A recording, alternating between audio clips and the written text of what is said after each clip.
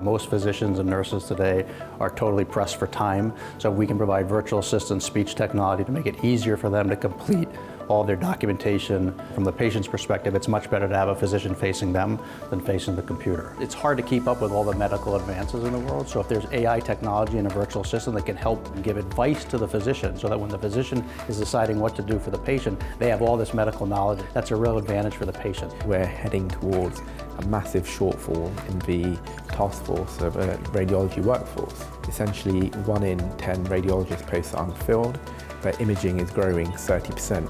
There's a lot of work that we do in our day-to-day that doesn't actually require a radiological opinion.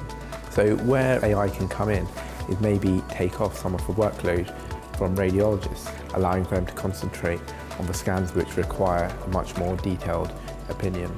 You know, I've seen patients get cancelled on the day of their operation because there was no bed available. You know, if you can have an algorithm that can predict bed availability ahead of time, you don't need to cancel patients on the day of the surgery. By analyzing things like 111 calls, 999 attendances and so on, and they might see that there is a spike of flu or asthma. We are trying to use, for example, Twitter data, which is freely available, to see if we can monitor the population that might not go to the doctor and see a similar spike. And that will then improve their signal or give them an additional signal. So that is the use of big data in terms of something that will be benefiting the population. With things like machine learned models, we can actually greatly improve healthcare.